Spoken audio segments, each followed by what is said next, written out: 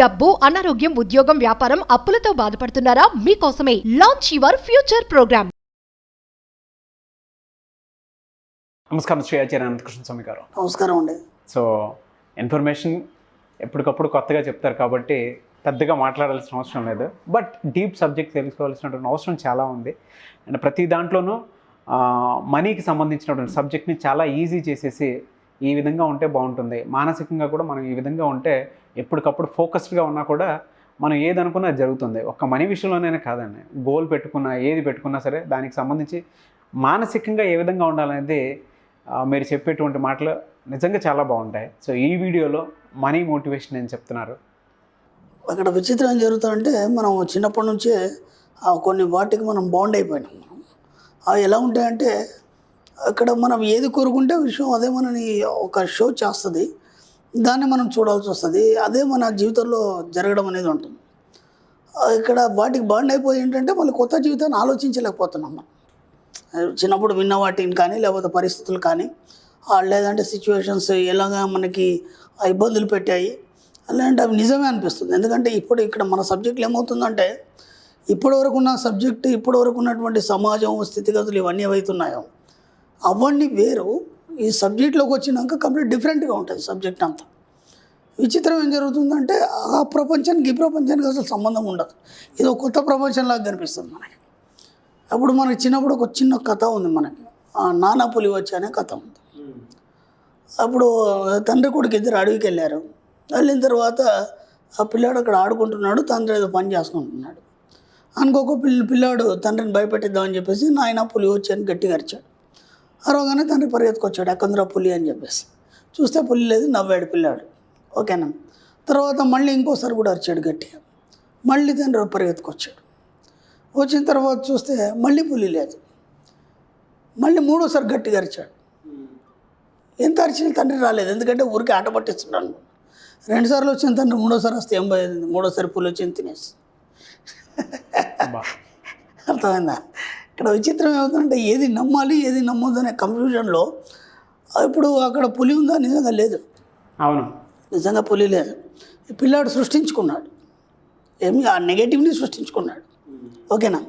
అలాగే ప్రతి దగ్గర మనం నెగిటివ్ని సృష్టించుకుంటాం, అది భూతంలాగా మనం పట్టుకొని పీడిస్తుంది. ఇప్పుడు చిన్నప్పుడు పిల్లలు ఉన్నారు, అన్నం తినకపోతే అమ్మగారు ఏమంటారు, మన అమ్మవారు బూచోడు వస్తాడు అంటారు. బూచోడు నిజంగా ఉన్నాడా లేడు.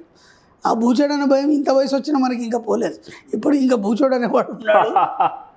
చీకట్లో పోవడానికి భయం, అడవిలో పోవడానికి భయం, ఒంటరిగా ఉండడానికి భయం, ఒంటరిగా రూమ్లో లైట్ కరెంట్ పోతే భయం.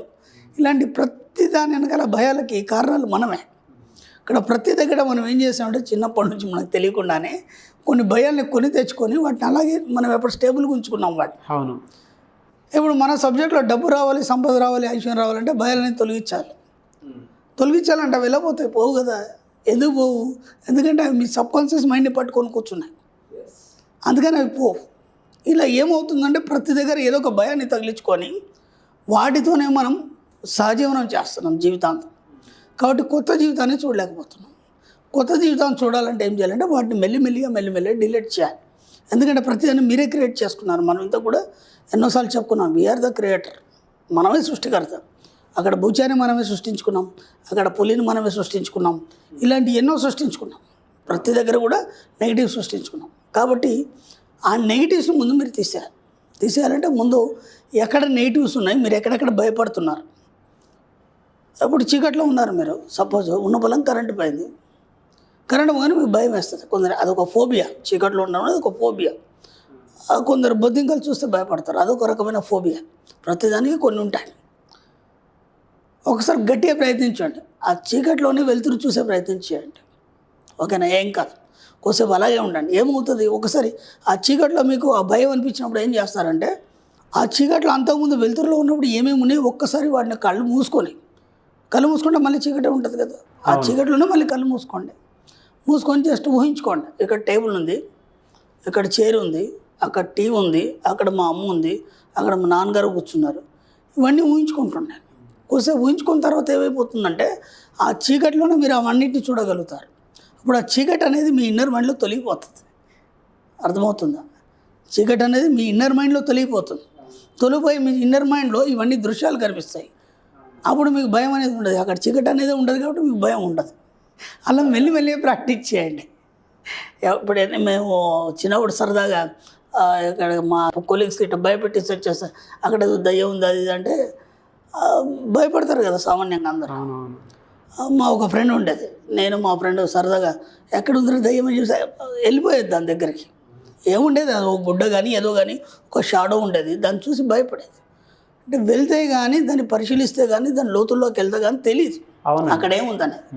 అలా వెళ్ళడానికి ప్రయత్నించండి. ఎక్కడ మీకు భయం అవుతుందో దానికి వస్తే ప్రశాంతంగా అలా కూర్చొని కళ్ళు మూసుకొని ప్రశాంతంగా దాన్ని అబ్జర్వ్ చేయండి. అబ్జర్వేషన్ ముడులు విడిపోతాయి. ముడులు విడిపోయిన తర్వాత అక్కడ మీకు దృశ్యం ఓపెన్ అవుతుంది. అలా మెల్లిమెల్లిగా మీలో ఉన్న భయాలన్నింటినీ తొలగించుకుంటాం. ఎలాంటి భయాలు మీకు కావాల్సినవి? ముఖ్యంగా డబ్బు విషయంలో ఉన్న భయాలు. డబ్బు సంపద ఐశ్వర్య విషయంలో మనం అంత డబ్బు మనం సంపాదించలేము, మనం దానికి అర్హులం కాము. అంత డబ్బు నాకు ఎలా వస్తుంది ఇవన్నీ పక్కన పెట్టేసి అంత డబ్బు సంపాదించడానికి నేను అర్హుని, దానికి రివర్స్లో చెప్పండి. ఓకేనా? నేను ఎంతైనా సంపాదించగలను, ఎంతైనా ఖర్చు పెట్టగలను. ఇలా ఆ మెల్లిమెల్లిగా భయాల్ని తోసేసుకుంటూ ఈ యొక్క విషయాన్ని, ఈ యొక్క పాజిటివ్ వర్డ్స్ని చెప్పుకుంటూ మెల్లిగా డబ్బుని, ఆ సంపదని, ఐశ్వర్యాన్ని, ఆ దృశ్యాన్ని మెల్లిమెల్లిగా చూస్తూ వాటితో మమేకం కండి. అప్పుడు ఏమవుతుందంటే మీకు డబ్బు పట్ల కానీ మీ జీవితం పట్ల కానీ ఏ విషయాల్లో కూడా మీకు భయం అనేది తొలిగిపోయి ఎలాంటిది కూడా మిమ్మల్ని భయపెట్టకుండా మీరు ముందుకెళ్తారు. అవన్నీ మనం సృష్టించుకున్నాయి. అందుకే నేను ఎగ్జాంపుల్ చెప్పాను, నాయన పులి వచ్చాను కానీ బూచోడు వచ్చాను, అవన్నీ మనం సృష్టించుకున్నాను. అలాగే మన జీవితంలో కూడా ఇవన్నీ కూడా మనమే సృష్టించుకున్నాం. కాబట్టి అవి ఏమీ లేవు, అవన్నీ మనం సృష్టించుకున్నాయి. కాబట్టి నెగిటివ్స్ని సృష్టించుకుని తీసేయండి, ఆ ప్లేస్లో పాజిటివ్ని సృష్టించుకోండి. సో ఏదున్నా సరే పాజిటివ్ దృక్పథంతో అదే విజువల్ని చేసుకుంటూ వెళ్ళిపోతే భయాలు మనకి ఎట్లా అలవాటు పడ్డాయని నేను చెప్తున్నా.